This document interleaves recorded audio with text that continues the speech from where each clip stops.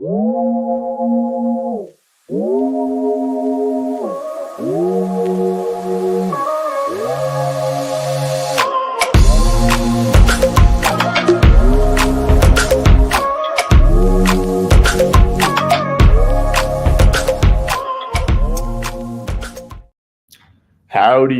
How are we doing, everyone?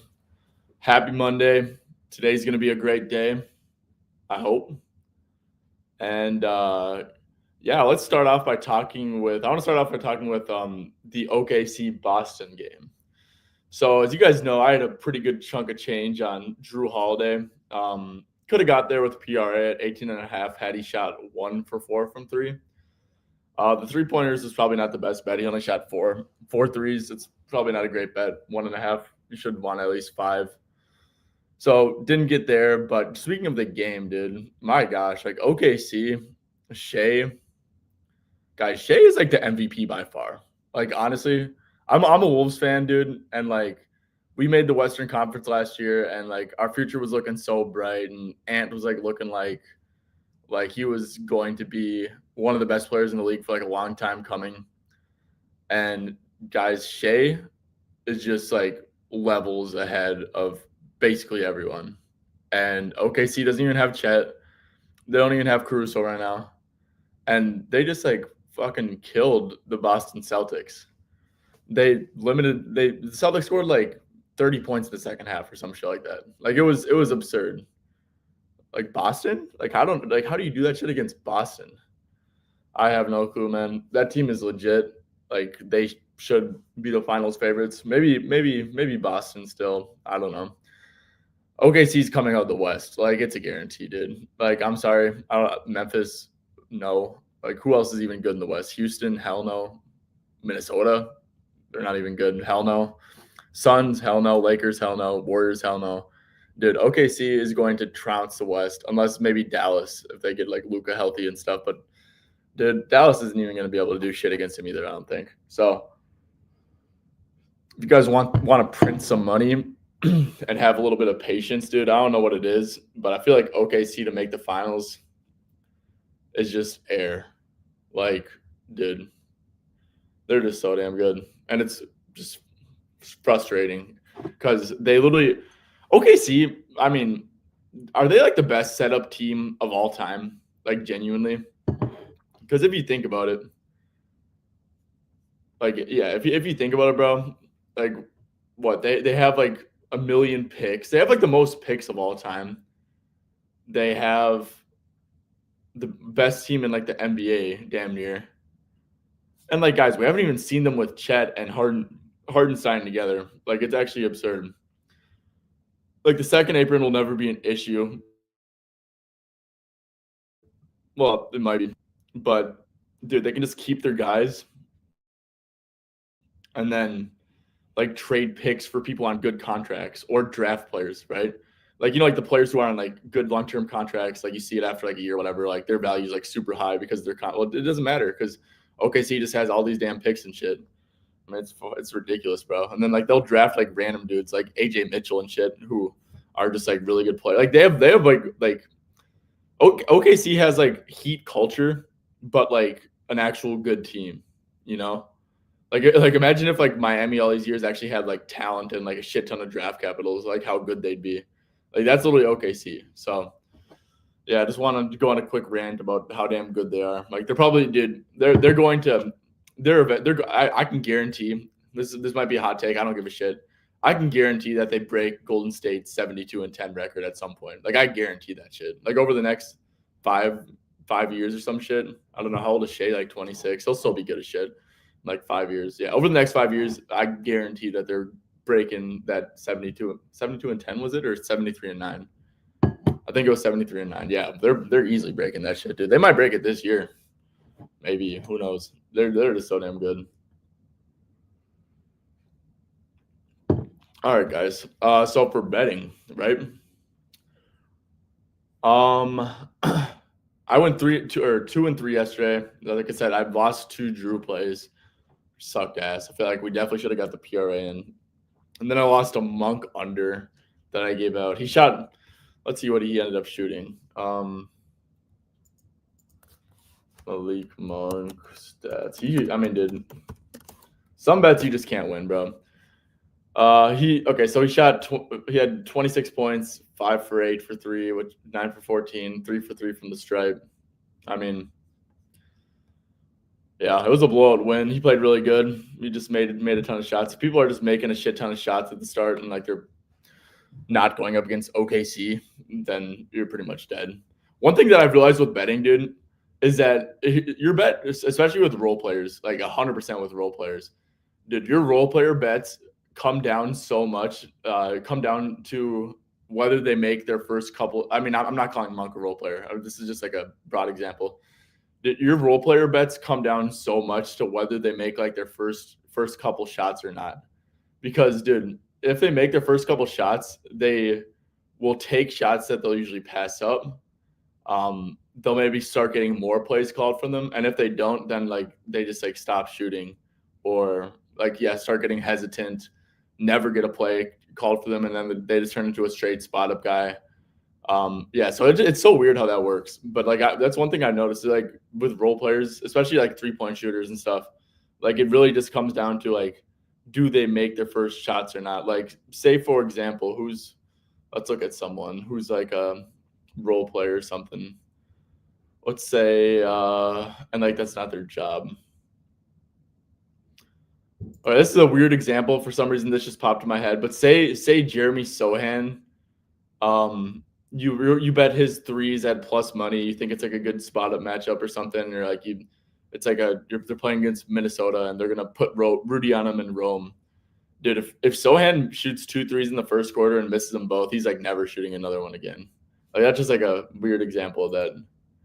So I don't know. That's just something that crossed my mind. Me and my buddy Oz Betts were talking about that last night. Like, dude, if you bet a role player, because he had a Rui under, and I think he might have won, but I'm not sure. But like, if you bet a role player under and then they make their first 2 threes or some shit, you're just like cooked. Like you have an under 10.5, they make the first 2 threes. Like, bro, they're gonna keep shooting and they're probably gonna get more minutes. And it really like there's so much like weird shot variance that goes into betting and shit. But yeah, I just want to get that off my chest. Okay, sweet. We got 100 people in here. Like I said, guys, get the comments going, get it rolling. Dude, my fucking chair sucks. I need like a new chair. Do you guys, leave a comment down below for like a good like chair, like whether it's like a gaming chair or some shit, or like I don't even know, just like a office chair. Just if y'all like link to some shit down below, I'd be happy as hell. But yeah, guys, I don't know. I woke up this morning. Sometimes I just see the board good, sometimes I don't. This was one of the mornings where I didn't really see the board all that well. So I have 2 picks, like both of them. And so only 2 picks, which kind of sucks ass, but let's get into them. Okay. So my first one of the day is D-Book over 34.5 PRA minus 110 DK. So I like this for like a couple reasons, right? First of all, we got the tweet that Bradley Beal is going to be coming off the bench. I think that's just good for like all 3 of them, to be honest. Even like Bradley Beal, I would be surprised if he's still not playing like 30 to 32 minutes a night, right? Like he's Bradley Beal. He's on a $50 million contract. He's still like a good player, dude. It's just like he's kind of worthless, like in like KD and Booker minutes, because like, dude, you'd rather have Grayson Allen like as a spot up guy next to him than fucking Bradley Beal, right? But it's like, and Bradley Beal is like a better player than Grayson Allen. I'm not saying that, but like for like roles, it just like he wasn't a fit. Like he's not a good fit with this team, but he's especially not a good fit. Like you want to stagger those minutes as much as possible. So I'd be surprised if Beal still isn't playing like 30 a night, because he's Bradley Beal, like I said. But I'm seeing like 13.5s out there, which is a little bit enticing, but that's not like I'm playing Devin Booker. So yeah, I think that just like the overall staggering definitely does help both of them. But yeah, so why I'm going PRA is, so first of all, guys, like I said, team Philly with Embiid, they Embiid can't blitz. Like he's not mobile enough. He's not in shape enough to blitz. Like, dude, that's like blitzing is like a lot of like energy exerted, and Embiid just can't do that. So what Philly's gonna do is like they're gonna play softer coverages in the pick and roll, or they're just gonna go zone. So if they go zone, that's really good for his assists, right? Like Booker's gonna have the ball in his hands, and it just like someone's gonna sit in his zone. That's why the Jazz, the Heat, they allow so many like spot ups, and like easy assists and shit. It's because like you're sitting in zone. So if they play zone, They're not going to play zone the whole game, but if they play drop and zone mixed, I think it's just like a good combo for like points either to spike or assists to spike. It's going to have to be one or the other. All I know is that Booker's like not going to get blitzed, right? And if Booker's not getting blitzed, I mean that's great, right? And it's great for his points. Booker's probably one of the most blitz players in the league because he's such like a good pull-up shooter, and I just don't think that's going to happen. And then on top of that, oh shit, why am I not screen sharing, bro? I'm such an idiot, dude. I always do this shit. Okay, well, that's better late than never, right? I'm just like looking at myself talk. Okay, share screen. Application window, sweet. All right, so now you guys can actually see this shit. So yeah, Devin Booker over 34.5 PRA. This is what pretty. Oh wow, see, dude, this is the second time this shit's happened to me. I forgot who it was with last time, but I mean, I guess if you have DraftKings, you can do 125 at 33.5, which I obviously would do if I was you guys. Or there's 34.5, is like very widely available. So let's go to games with Durant. Oh nope, that's without with Durant. And with Durant actually helps because it's harder to blitz him with Durant on the floor. So 11 out of 18 hit rate this game. So he's going to play 30 plus minutes literally every game. That's how his rotation works.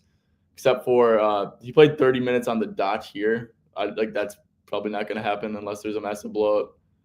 Even like literally every game without KD outside. And this game he fouled out too. So every game that he hasn't fouled out, this was a minute restriction and this was an injury game. So really, I mean, he's probably going to play like 36 minutes or some shit. But obviously we're not going to do that. We can do 30 plus. 30 plus, he's over an 11 out of 17 with KD. Like I said, I mean, he played 36 right there, and I don't think they finished the game. Like I said, 30 minutes seems super unlikely as well. Same with 32. Like look at like literally every other game. This game should be close. So you could even do like 33 plus minutes. And then it starts to get really good. 11 out of 15. I mean, this is just like pretty much every game with Booker and KD. But yeah, so it's a good number for sure. We're getting a good number here. And then also, so I talked about points, how like I like it because Embiid can't blitz. And then also assists because if they do choose to go zone, which like I've literally been betting like a guard against like Embiid like every fucking game. So so I've been watching the games a fair bit. And they have been going zone. If they go zone, really good for his assists for Booker. And then yeah, and then rebounds too. Dude, I was really close to playing over 3.5 rebounds. And it's just like not that like with Kevin Durant really matters for his rebounds or anything. Like the hit rate's not great, but the thing is like it's a pretty Embiid centric offense, obviously with Philly. So the centers for Phoenix, like also Plumlee starting over Nurkic. Nurkic's fall off is crazy, bro. But yeah, it's like it's an Embiid centric offense, so it's like tough rebounding for the centers. Ryan Dunn, they said he's starting over Beal. He'll obviously take Maxey, and then I would assume KD takes PG. So it's just like Booker is like going to be off ball, like not really doing much. It's an Embiid centric offense, so it's bad for the centers especially. But then like KD, who's also a good weak side rebounder. Maybe he's on PG a fair bit. He really can't cheat off PG all that much. So, yeah, I think that Booker guards like Caleb Martin or some shit. And then I think he could possibly have like a spike rebound game. Maybe he gets like 6 or 7 rebounds like randomly because rebounds are pretty variance. But if there's a matchup for rebounding, like I think that 3.5 rebounds is a pretty solid bet. But like I said, I also like his points or assists just because like I don't see a world where he gets blitzed here. And I also like the staggering thing. So, yeah, I just think there's a lot to like here with D-Book. 34.5 PRA, good number too as well. So that is the first pick. A lot of stuff to like here. Appreciate the comments coming in. Let's see. Joy Taylor. The hell are you talking about, buddy? Joy Taylor. Jonathan Taylor. He's been going crazy. Shoto, what's good? How we doing? Rain, I'll get to your question. Appreciate the question. I'll get to researching this individually in a little bit. Like I said, guys, drop a comment. If I end up playing a play from your lean, free Discord for life. So little reasoning to drop comments also just helps me out a ton. So just keep those comments coming, guys. All right, next prop, going with this one was like a weird one. So I went with Scottie Pippen Jr. Scottie Pippen. Yeah, guys, I didn't put Junior here. We're betting on Scottie Pippen. Fucking, he's gonna have his per 36 assists with MJ on the court go crazy. Also, Rodman's missing this game, so like it's good for his rebounds. It's kind of crazy that Scottie Pippen's just like in the league. But yeah, Scottie Pippen over 10.5 rebounds and assists probably isn't the best. We got no Ja Morant, no Desmond Bane, and no Marcus Smart. There's only been 2 games without him. One of them was against Portland, won by 45, barely even played. And then there was another blowout win against Washington, and he had a triple-double. But even like I guess Smart's not like the most relevant, but Smart would take the ball out of his hands a little bit. He had another good game against Washington, blowout win, and then this game was a little bit rough for Scottie. Had a fair bit of 20 potential rebounds and assists, but it just didn't convert. More importantly, though, let's go here. Memphis Grizzlies. See, off the court, Bane, Morant, and Smart. They have like so many injuries right now. Dude, Memphis just like they got to be cursed to like some extent, dude. It's actually ridiculous. Okay, so take all 3 of these guys off the court. 3 like somewhat primary ball handlers. Yeah, so Scottie Pippen, he's averaging 8 point. This is per 36, obviously. 8.45, 6.17. That's about 14.62. So, guys, like I said, these minutes are weird because, like, dude, all these games are just, like, ridiculous blowouts. And, like, Memphis, like, really was, like Taylor Jenkins was playing so many players, and he just, like, really can't do that anymore. So, Memphis Grizzlies injury report. Didn't spell Grizzlies right, but whatever. Yeah, so Luke Kennard's out. Santi Aldama's out. Yuki, this dude, I don't think he actually plays. He got hurt, I guess. Morant is out. Bane is doubtful, so basically out. And then Smart, and then GG still out, and Vince Williams. So if we go to like the depth chart and shit, I mean, dude, like it's like going to be Pippen starting, Jalen Wells, Jaren Jackson, and Zach Edey probably, and then you have like Clark and Huff, who like that doesn't affect Scottie's minutes. You have so it's like so the guards like I guess the guards are like Scottie Pippen, Jalen Wells, LaRavia, I guess he's kind of a forward though, and then like Cam Spencer, who I actually like, but and then I don't know, it's John Conchar maybe, but it's just like they don't really have any like guards without Bane. So Pippen, we can go to his like minutes and stuff recently. Scottie Pippen junior stats.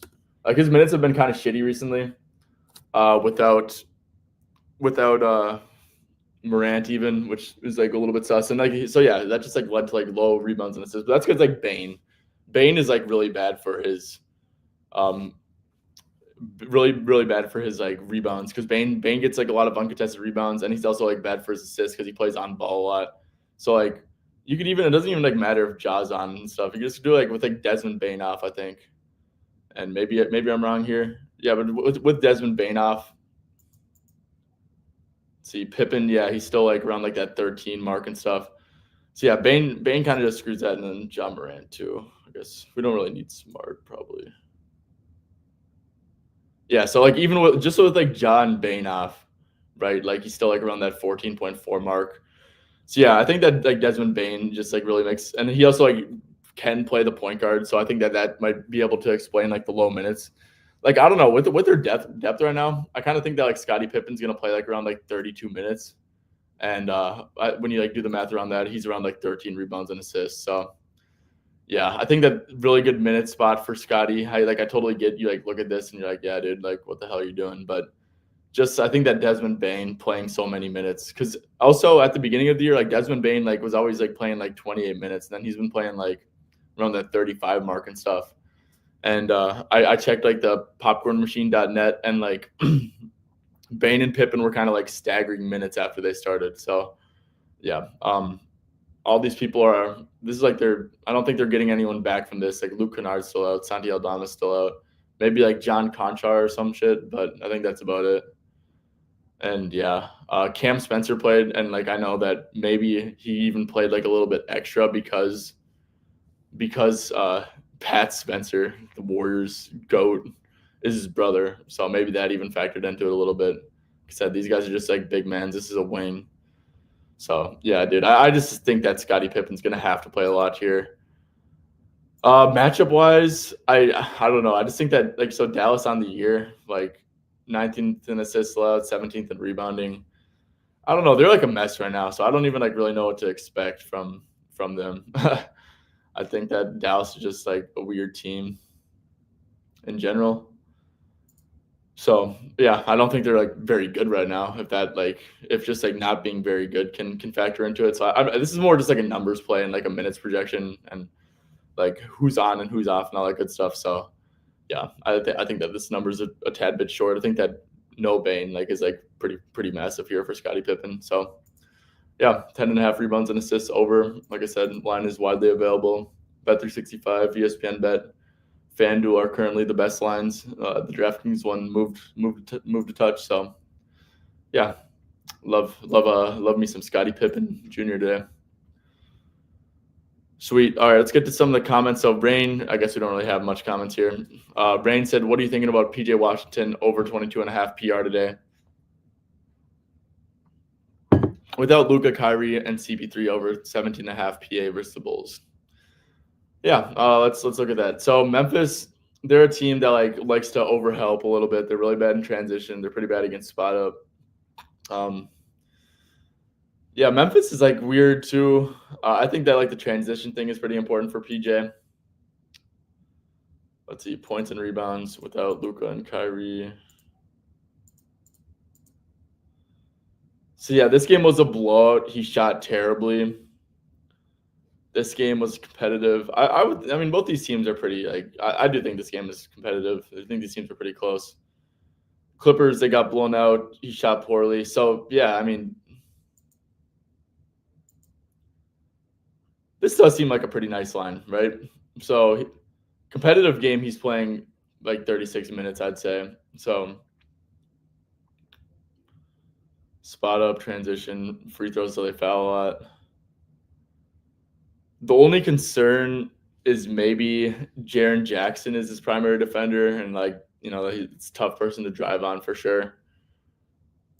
But also like individual matchups can get a little bit overblown from time to time just because of transition and switching and stuff like that.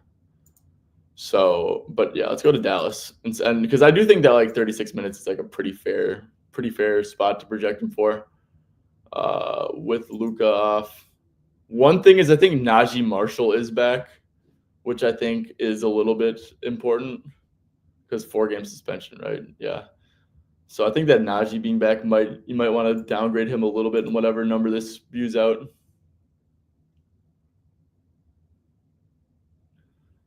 So yeah, PJ. So PJ, first of all, he's due a ton of shooting regression here.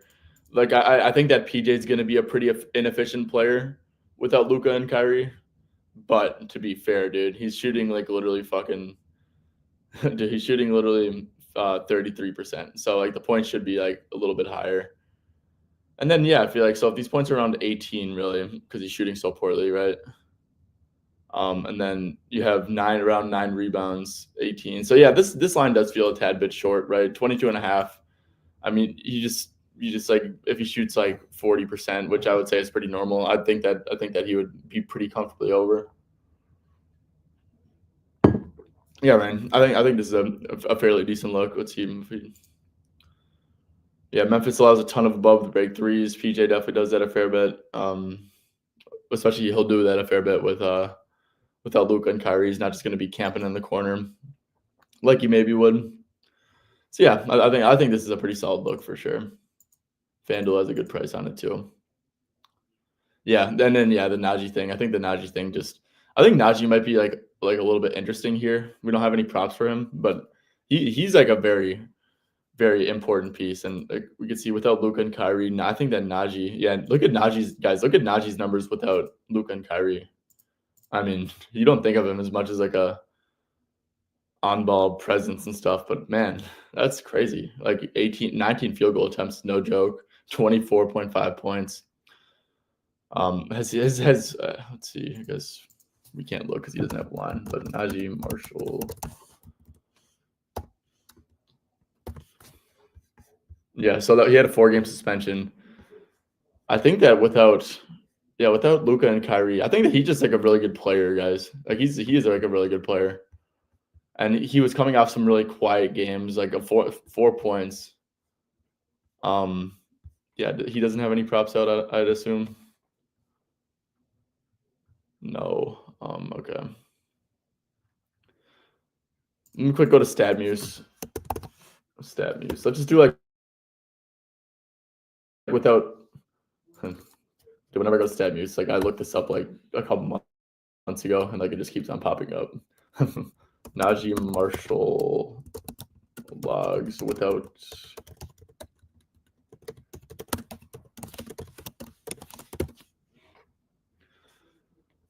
Luca this year. So yeah, I mean, like if you like look at this, most of his minutes have been like very solid for the most part.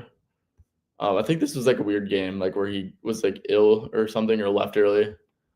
Yes, like even if he doesn't, like I'd expect him to play like flirt because this is only without Luca too, guys. This isn't like without Kyrie. So I think that Najee could be a very sleeper pick here because I mean, crazy numbers. Without and like top you look at that usage, man. That's a very good usage. So I mean, standard. We go to advanced and just like look at the usage. Yeah, I mean, holy crap, that's ridiculous usage. So and then just coming off suspension, books might be sleeping on him. Coming off of like some very quiet games, books might be sleeping on him. I think that guys, I would like look out for Najee. I think that Najee lines could be a very sleeper pick here. So yeah, sweet. Okay, guys, do we have any more comments, or is this about to be it for today?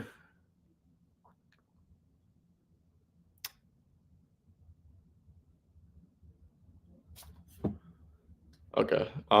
Good. This morning, so Simone said this morning it was open at 8.5. Simone, are you talking about Najee? Could you quick clarify? Are you talking about Najee? Because that sounds like a great bet, dude. I mean, what? So like based off of those like numbers, like you're gonna get like 9 field goal attempts in 18 minutes, which should be an absolute floor. Yeah. All right, Simone. Simone, what book was it at? Maybe that thing just got sniped to oblivion, and someone else like because these resources are pretty widely known, and betting's popular as ever. So, um, yeah, I mean, someone might have sniped it. But Simone, if you could maybe uh, clarify what book that was on, that would be nice. Wow, Daniel Gafford's at 6.5 rebounds and assists, 5.5 rebounds. I know without Luca. Oh wow, bet 365. Okay, cool. So Gafford, yes, his minutes like, yeah. Thing is, Luca steals so many rebounds, like uncontested rebounds. Like he's like a Josh Hart type of just like stealing uncontested rebounds. But 5.5 rebounds, I guess. He only played 17 minutes, which is kind of crazy. I don't know. Let's see. Without Luca, could we do a little minute filter? I'd probably have him on 16 to 22 or some shit. Yeah, guys, if you guys want like a lean too, I think this Gafford line just like is like a bit short. I mean, I don't like his points without Luca because I think he needs like someone to set him up, kind of. But I mean, shit. Like Luca really does steal like a ton of rebounds, so I think that this is a little bit interesting too. Let's see, what are his points been? 12 points, 15.5 PRA.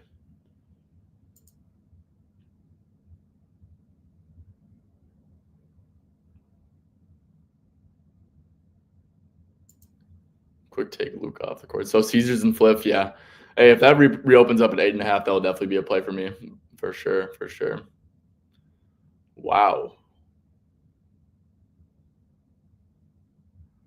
So Gafford actually has some crazy numbers too. Even just Najee without Luca. Okay. All right, guys. Well, comments are a little bit slow today. I appreciate everyone who did comment. Just gonna quick recap my plays. Devin Booker over 34.5 PRA, -110 at DK. So yeah, guys, I played that because I mean just has a really good hit rate with KD. I like that Beal's going to be more staggered and coming off the bench. And then I just don't think he can get blitzed. Embiid really can't blitz. So either they go zone and assist spike, plays like a softer coverage and point spike. Then with rebounds, I mean, Embiid centric offense is going to be tough for the centers to rebound. KD should be on PG. You can't really leave him. And then Ryan Dunn should be on Maxey. So basically, Booker's not going to be guarding any of like the three elite guys, and I think rebounds could spike too. And I think there was some good hit rates behind this as well with KD playing. And then next one, Scottie Pippen, rebounds and assists. I really like that Bane is doubtful. I think that no Bane gives him a massive boost for minutes, for usage, just ball in the hands and stuff like that. And Memphis just has so many people out. The per 32 minutes, we're put him at like 13 rebounds and assists. And I think that's about where he plays tonight, given the state of the Grizzlies. So I felt like this one was a tad short as well. All right, guys. Well, I appreciate you guys tuning in. For the people who did comment, special thanks to you guys for leaving the play down below, for dropping a comment, all that good stuff. And yeah, you guys have a great Monday.